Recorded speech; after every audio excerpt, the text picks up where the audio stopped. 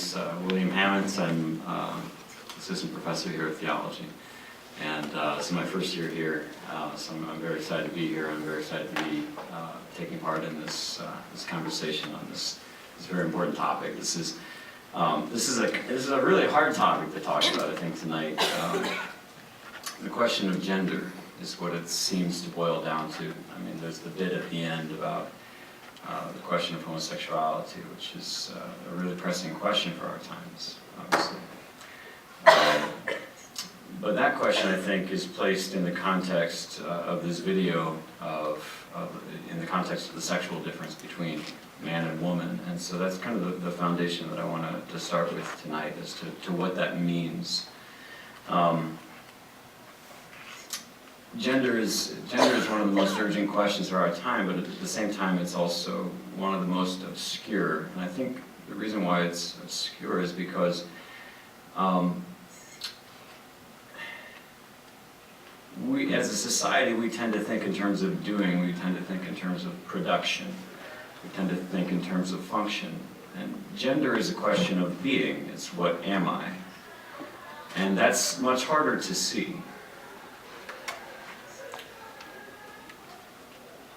When we ask the question about the difference between men and women, usually what it goes down to is the assertion that, of course, there's no difference between men and women because, you know, I know a woman who can fight much better than most men, and so you should, she should be able to enlist in the army and fight versus, 20 other guys that I know. Or I know a man who's much more sensitive and caring than so many other women that I know, so he should be the one to stay at home. So what we end up doing then is saying that the issue that's important is what kind of function can a person serve, and how well can he or she perform that function.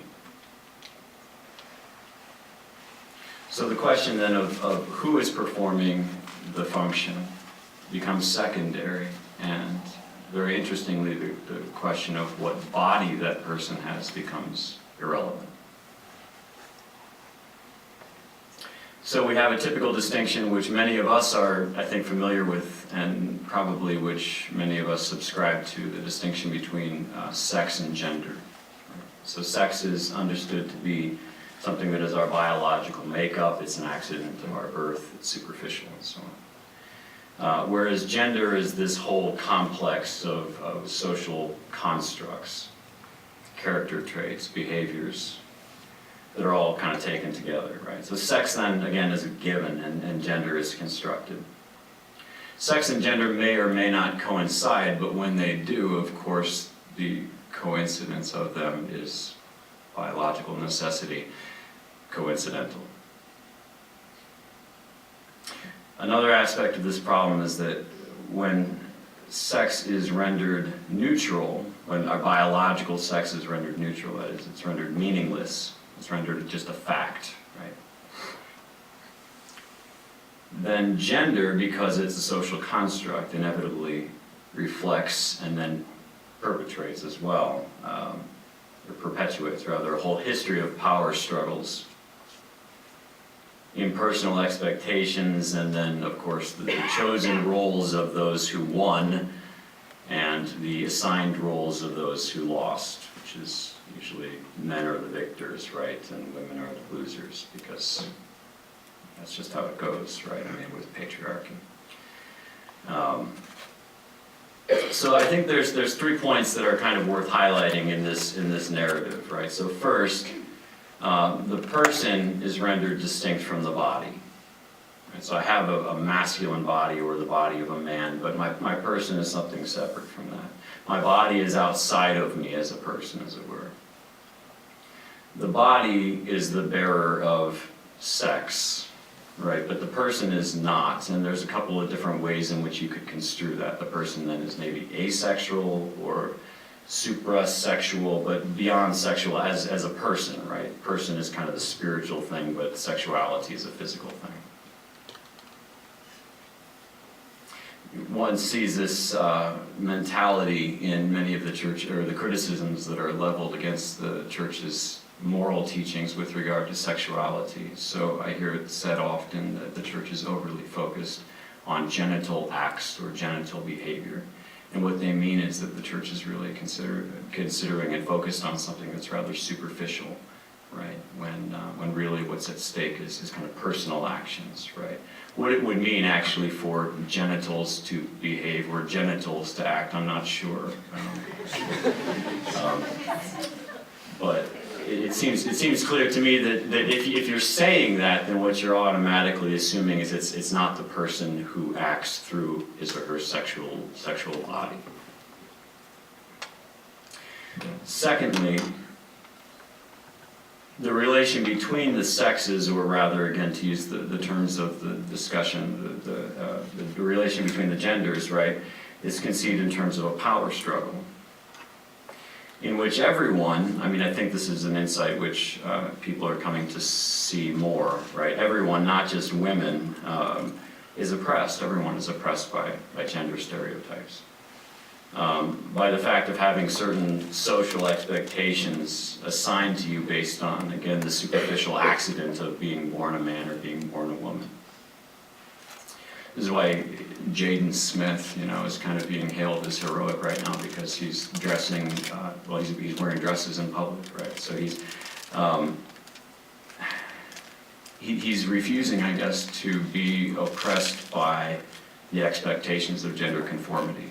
And that's culturally agreed upon to be quite wonderful, right? And it's also, Emma Watson, when she spoke last fall in front of the UN, said very interestingly that, she emphasized that gender stereotypes were psychologically damaging to men as well as women. Because what they did was they projected onto men the artificial expectation that they were to be kind of controlling and aggressive and unfeeling.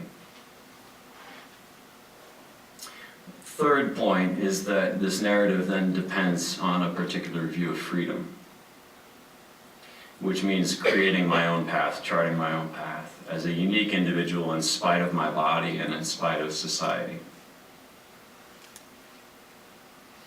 Freedom means creative and limitless self-expression. And that self-expression, again, must by definition be disembodied, because the body poses, or rather imposes, a limit in a particular form to my person. So for this reason, we can celebrate as a culture the freedom of Thomas Beattie, formerly Tracy, who appeared on Oprah in 2008 as the world's first pregnant man. The separation of the person, the body, the power struggle is embodied in the categories of gender. And again, this disembodied and limitless concept of freedom. I think these are the three things that make it hard in particular for us to see the points that the video is trying to raise. By and large, it seems to me that the presentation in the video is concerned with these questions, but only indirectly. They're starting from a much different foundation. They're starting from a foundation of asking, I think, why it is that we have gender at all, and I'm going to kind of step back from that dichotomy of sex and gender, because I think that the whole issue at hand is whether or not that dichotomy is true, whether or not that separation between sex and gender is true. I'm not interested in talking about sexual roles or the jobs that men should do versus the jobs that women should do. I think that's, I think that can be interesting, but all of us, I think, know too many exceptions to that to say, well, this is how it should be for men, or this is how it should be for women. And but I will say, from my own experience, those of you who've had me in class have heard this, but from my own experience, my wife and I, before we had kids, we never expected, we didn't really say, like, okay, well, you're the woman, so you're going to be staying at home, and I'm the guy, so I'm going to work. That wasn't remotely part of our relationship. But then when I was in my doctoral program, and she was teaching high school full time, and I was in the writing stage, so I was at home working, right? And we got pregnant with our first child, John Patrick. And when he was born, it suddenly became extraordinarily difficult, extraordinarily painful for my wife to have to leave every morning, and for me, quote, to get to stay at home.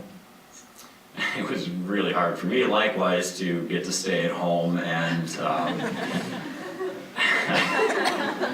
and you know, I mean, the interesting thing is that then I would take him out. You know, we lived in D.C. and we lived 5-minute walk from the metro, and we would hop on the metro and go all over town, and I would take him to see all these places and everything.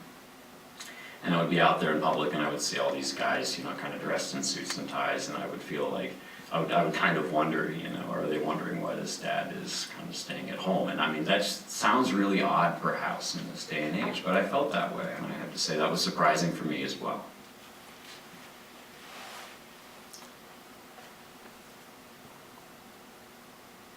I think the video is very concerned about why we have the relationship between men and women in the first place. That's a differentiation among us that, as I said, is oftentimes glossed over, and our society is more and more starting to think is irrelevant. I think probably the best starting point would be to consider ourselves first as creatures, right? We are all created, which means that there's nothing that we have that is not first received. Some of the categories that the video talked about were activity and receptivity. And I think that those are helpful for understanding masculinity and femininity. I think those are essential for understanding masculinity and femininity, but they cannot be conceived of as if it were guys doing all of the activity and women doing all of the receiving. For created men, their activity is always something that is first received. For created women, their receptivity is likewise something which is first received. Through and through, all of us have this radical posture before God, who is, I think as one of the final figures in the video said, the ultimate other. The loss in the modern world of mutual gift that depends upon giving and receiving. Right? In our relationships, we have two people who are kind of equal in their separateness, rather than two people who are equalized in their mutual giving to one another. For this reason, we have prenuptial agreements, right, which, by virtue of which I can attempt to give myself to you in marriage, but be rest assured that if things don't work out, then we all get our plates back. And that's to enter into the relationship of marriage without really giving myself. The questions that I'd like for us to be part of our discussion tonight, then, are first of all, what is gender? Why is there a difference? Why is it that some of us are men and some of us are women? Why is it important for relationality that there be this difference? I relate to men, in other words, I have men friends, I have a father, I have children who are boys, right? I relate to men. But why is it important for the marital relationship that there be that archetypal difference? And what is it that's particular? Finally, this is my last question that I want to throw out there. Obviously, I think everybody's going to have his or her own questions, but my last question would be, what is it about the sexual desire that is different from my other desires? What is it about my sexual desire that demands a difference in order fully to be given and fully to be received?